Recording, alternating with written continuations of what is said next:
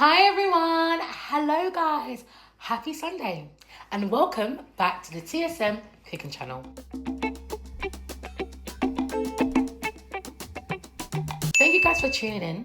My name is Jessica and you are here in the TSM Kitchen. For today we have a really fun recipe guys. You guys know we are on World Cup season, right? So we thought it would be really nice to bring on different guests that are from different cultures, different countries, and to show you how to make one of their favorite cultural dishes. For today we're going to show you guys how to cook Escovitch fish. But wait, you guys know I love to bring on guests on here. So for today, I have the amazing, the most beautiful Aunty Angela coming to show you how to make this dish. Welcome, Aunty Angela. Hi everybody, hello. Hi, So Aunty happy to be Angela. here. This is exciting. It Escovitch fish we're going to cook today. That's amazing. Okay, Aunty Angela. So for everyone here on the channel meeting for the first time, could you tell people a little bit about yourself? Who is Aunty Angela and why are you such a foodie? Well, I am Dominican, born in the beautiful island of Dominica.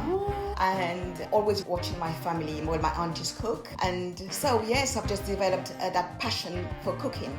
Wow. Yeah, that's it. That's it. And that's why you love food. And this is Aunty Angela and she loves cooking as well. So, should we get into the recipe, Auntie? Oh, yes, right away. Yeah. Let's go.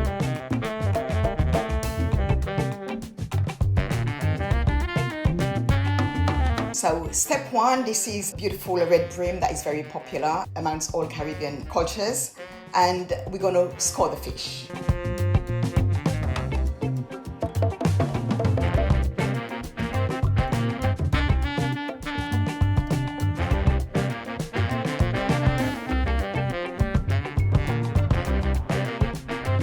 Just a little cut in the middle of the fish, so you get the seasoning inside, and then you just begin to season sprinkle it in so it gets in there, as well as inside of the fish. Wow. And make sure it gets all around, because fish absorbs seasoning quite quickly. That's good. Well, okay, I'm gonna can I do the other side and have a go? Yeah. So then we turn it on the other side and we score it again. Oh, so I'll try, yeah. So Auntie, actually, I have a question for you. Can you share with our TSM family a little bit about your Dominican heritage and how it shaped the way that you cook now? Well, fish is very popular in Dominica, and my uncle was a fisherman. So he used to bring the fish fresh from the sea. Wow. And so, so fish was popular. We would use fish in broths. You know, we've had food yams and green bananas. Yeah. So fish was used as a broth. We use fried fish or stewed fish. Fish, we there's a lot of different menus for fish. And so just watching my aunties and my grandma cook, you know, just gave me want to do it and made me the person who I am today, very passionate about cooking. I love that so much. That's really great. How have I done? Is it okay? Yeah. Have I scored it all right? It's beautiful. Actually, I think two scores are better than one. So. Okay, yay! And I've seasoned. I tried to put as much seasoning in the crayfish, which is good. Yeah, that's amazing. Please tell us, when did you first literally fall in love with cooking, and what is it about feeding people that brings you so much joy? Well, it began in Dominica, watching, like I said, my aunties cook. But after I came to the UK and I needed to find a job, I worked for West Ham United Football Club. Oh wow! And I became a waitress, working in the kitchen alongside the chefs. Yeah. And they were having an event once, and they asked me, and they were having a Caribbean event, and they actually asked me to do the fish fritters for them. Oh my god! For a few hundred people, and the rice and peas for them, because they didn't have a chef that could do it. Oh wow! So yeah, my passion began there, cooking and waitressing at West Ham, watching people eat and enjoying the food, watching some people complain, oh, that's not good, and so I didn't like it very much when people complain about food. So I wanted to add my extra touch, do it perfect. Yes. And I know we're not all perfect, but I try my best to do it the way that I would like it served to me.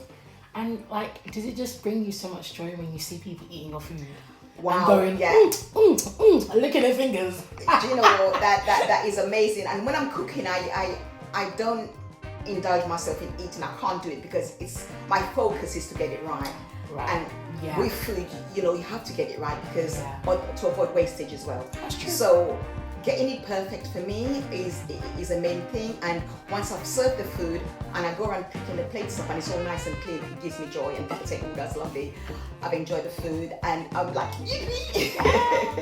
Honestly, I love that so much. And I can relate to you, Auntie. Like when I cook for my friends and my family, when the plate is like clean, that's how I know, okay, this food was good. Like I've cooked this very well. But when there's stuff in the plate, I'm like, I want to run and hide. I'm like, please, and I'm like, oh no. But I love that. That's really great. But it's encouraging when people compliment you and say, you know, the food was really lovely. Yeah. So step 2, we're gonna marinate the fish with fish seasoning, which I always try to buy down the river to support our Caribbean culture, and all-purpose seasoning, mixed herb seasoning, and also cube. But it's always best to marinate overnight. Get all the seasoning, it absorbs it brings out all the flavors. Step 3, we're going to add a little bit more hot and spicy seasoning to the flour. You can use any seasoning actually. You can use all-purpose, black pepper, anything, it doesn't really matter, just to bring the flavor out a bit more and add more flavor to the fish.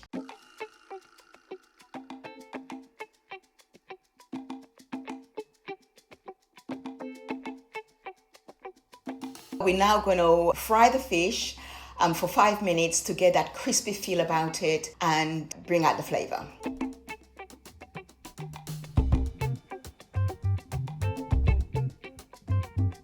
So whilst the fish is frying, we're going to prep the vegetables. We're going to cut the peppers in round circles and the onions in the same style, round circles, and chop the Scotch bonnet very finely.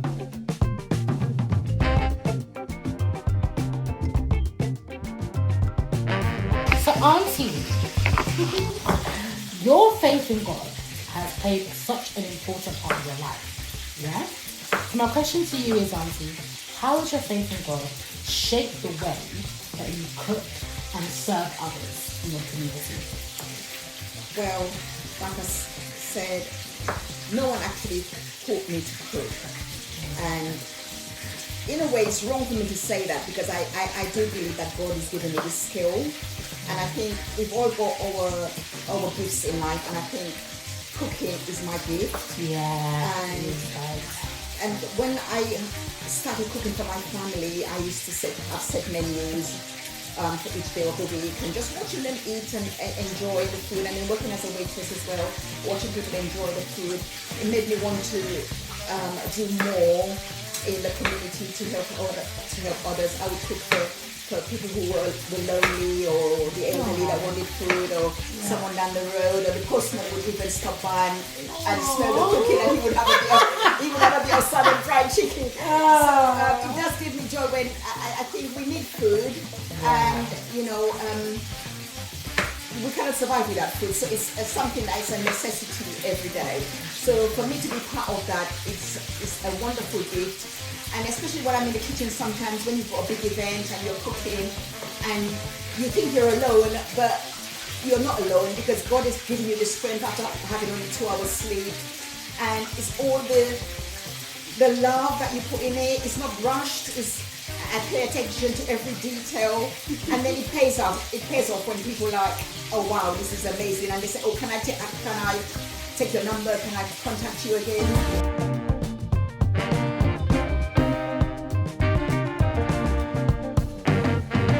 So Auntie, I know that one of your favourite memory verses is 1 Peter chapter 4 verse 9 to 10, where it speaks about offering hospitality to others without grumbling. So Auntie, what I have to ask you is, with this particular scripture, how does this scripture encourage you when it comes to you offering your gift of cooking to serve others? Because it's a passion, it's got to be a passion, so you don't grumble. If you're finding it a task and you're stressed about it, it's no point doing it.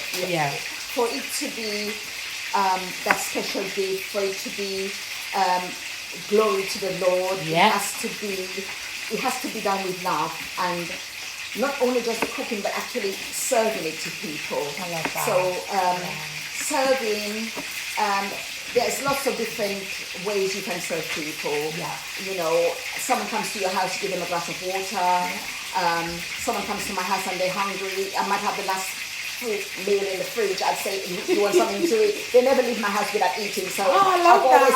I've always got something. I've always got something in the fridge, ready to go to serve someone. Yeah. Because I have, it's just it's a joy to serve others. And if you're grumbling or you're moaning about it, it's not for you. Wow. If you've got that passion, you do it lovingly, you do it without thinking, it comes naturally. I like that. That's really good. So guys, if you're serving others and cooking is your passion, then it will be easy for you to be able to do it without feeling this kind of like it's a chore or feeling like, oh, why am I doing this? If you have a passion for something, then that will be able to help you to be able to serve Definitely, others. That's how it's really good. It's good. So Auntie, I'm loving this, right? You are teaching me more about your Dominican heritage. So talk to me. How did you start learning Jamaican dishes? Like, when did that come into your life? Well, my husband was Jamaican. He was born in St. Thomas in Jamaica. Oh, wow. So he taught me, he did, and his mother taught me how to cook rice and peas. This is not something heard of in Dominica. Ackee and saltfish is a Jamaican dish. We don't have akis in Dominica. Fried dumpling, we call it bakes in Dominica. So we do have this. Festivals, we don't do festivals, but he taught me a lot in cooking. And it was always like a challenge with him in the kitchen because he thought he could do it better than me. His Jamaican accent, his Jamaican dishes versus my Dominican dishes. And I think our cultural dish in Dominica is fish broth. Okay. Stew peas, fried fish, stewed fish, roast breadfruit and saltfish. I've had that once. It tastes so good. Like, I absolutely love it. Like, it's so good. Can you cook that, Auntie?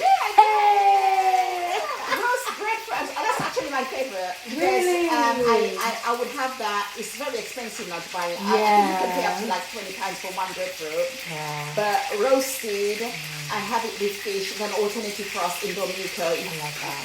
If you haven't got bread. And you can always, with breadfruit, it can be boiled. I was going to say, it's only because you boil it, isn't it? Yeah. Should we, guys, let's check on that fish? So I just want to say, with the Escovitch fish, it's such a popular dish. You can have it on its own, you can have it with rice and peas, any dish that you choose. But the festival complements it very well. And this is what we're going to do now, by mixing the flour, the cornmeal, the milk, and the salt and vanilla essence, and bringing it to a dough, and we're going to fry that now.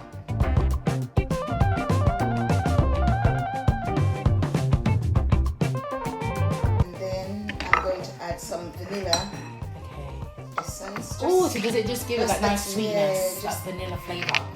Just a teaspoon too. So, Auntie, if you could invite 3 people, now they can be public figures, it can be a biblical figure, or it can just be someone in your past that you love, a family friend. If you could invite 3 people for dinner, who would they be, and what Caribbean dish would you cook them, and why? Well, a scripture that always sticks out in me is the scripture where Martha is cooking and Mary is sat at Jesus' feet. And Martha is cooking, and I always imagine that to be me cooking for Jesus. So, well, you asked the question, so I would say, I would like to cook a meal for Jesus, but because he is the bread of life. But I wouldn't prepare in bread, but I'll do the alternative, which is a breadfruit that we have in Dominica. You can have roast breadfruit or boiled breadfruit, but this dish would be a roasted breadfruit with saltfish served with cucumber salad. Oh, that's nice.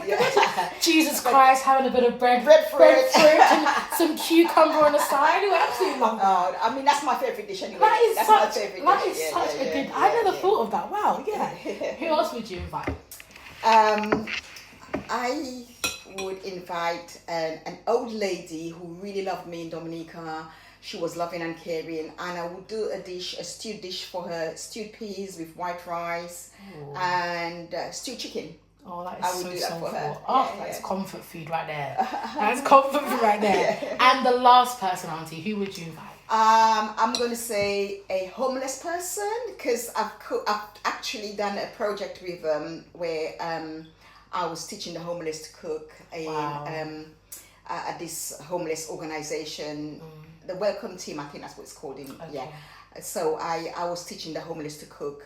And they were so excited because they learned how to cook, and then they got the opportunity to take the food away. So something like that I would do, something that's easily taken away and can be eaten on the go. So southern fried chicken, macaroni cheese, yes, and plantain. Plantain, guys. Who loves? Everyone loves plantain. Everyone loves a bit of that.